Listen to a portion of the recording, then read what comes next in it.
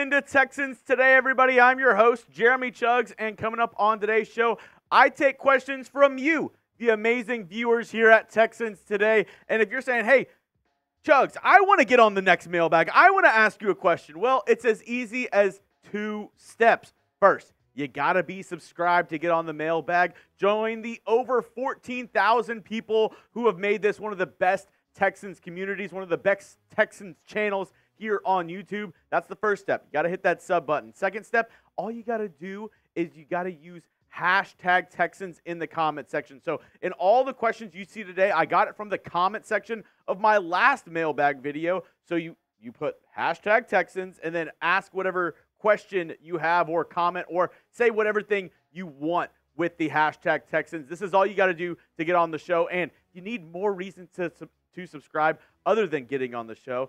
We bring you Texans videos every single day. I'm trying to do more live watch parties throughout this season, but I need more subscribers to do that. We're an interactive YouTube channel. More subs equals more videos, and hey, it's 100% free. In this economy, what can you say is 100% free? Texans Today. That's what you can say is 100% free. Go down and hit that sub button right now. As we get in our first question from Tyler, he says, how good is Cade Stover, and how will the Texans use him in their offense? Great question, Tyler. I've kind of been wishy-washy back and forth with what I think Cade Stover's impact will be this season. I originally had him as tight end 2 after they drafted him, but Revin Jordan has been getting a lot of hype from D'Amico Ryans, a lot of hype from the coaching staff. So I kind of moved Brevin Jordan back into tight end 2. And the thing is, with rookie tight ends, they usually in their rookie season don't put up great numbers. They're trying to, acclimate themselves to the NFL. It's a lot harder for tight ends than other positions because really you're having to do 2 positions. You're having to, especially in this, Texans offense, how Cade Stover might get used, you're going to have to be used as a blocker in some instances in the run game and pass game, and 2, also as a wide receiver. So I think Cade Stover, he has a leg up because he has that connection with C.J. Stroud already. He's very physical. Actually, funny enough, I watched a clip just a couple of days ago talking about how Cade Stover was a linebacker at Ohio State, then transitioned to tight end. So he has that physicality that could help in the run game. But I think in year 1, he's going to kind of take a backseat to Dalton Schultz and Brevin Jordan and just learn and maybe come in spurts for this Texans offense. Next question from Benjamin. What revenge game are you looking forward to next season? Well, I don't know if it's necessarily a revenge game, but I would say the first game of the season against the Indianapolis Colts. We split the series last year against the Colts. A lot of people have been kind of writing off the rest of the AFC South and the Colts. I think that will be a really good barn burner matchup. Might be a revenge game for the Colts. I mean, we beat them in the last week of last season to make it into the playoffs. That could be a good revenge game right there. But, I mean, the Texans have a tough schedule, as you see rolling across your screen right now. A lot of primetime games. We have Jets Thursday Night Football, Lions Sunday Night Football, Cowboys Monday Night Football. I think the Cowboys, my fiance, or not my fiance, almost got in trouble. My wife is a Cowboys fan. That is going to be a fun evening in the Chuggs household. Week 11 against the Dallas Cowboys. Texas supremacy. We got to win that game.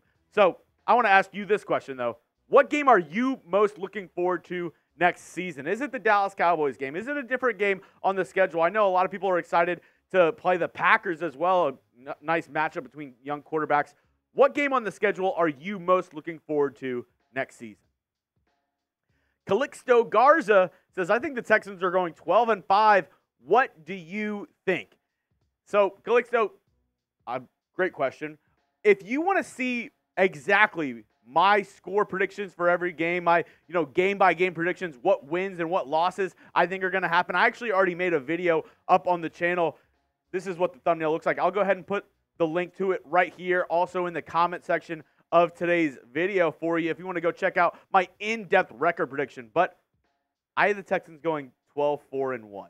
I know that might piss people off, predicting a tie. I had them going 12-4-1. Check out which games I predicted for what in my record prediction video. Like I said, if you want to go check that out in the comment section, or I put it right up there for you. Next up, Mike Titta.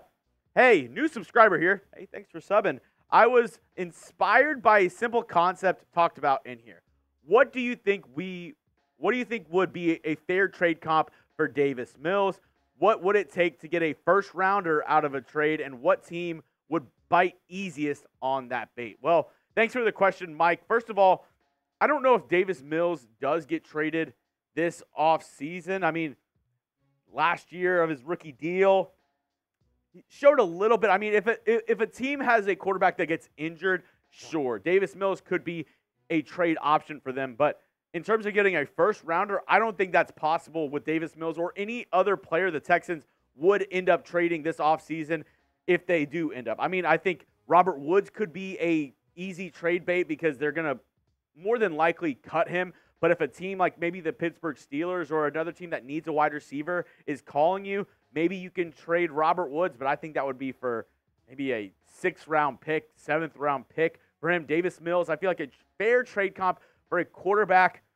It's hard because Justin Fields got so little in a trade this year, and I think Justin Fields has more potential than Davis Mills does.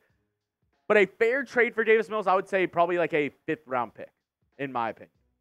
Next question coming in from Ryan. #Texans, how many kickoff returns for touchdowns do you feel the league will have, and which Texan has the best chance to get one? That's interesting because, I mean, obviously we know the rules are going to change for kickoffs this season in the NFL. In terms of the Texans kick return options, I would say Jawhar Jordan, Desmond King, John Metchie, Dameon Pierce, Dare Ogunbowale are the 5 guys that come into mind whenever I think of decent kick return options for this squad. Now, do I think this kick return rule could end up in more kick return touchdowns?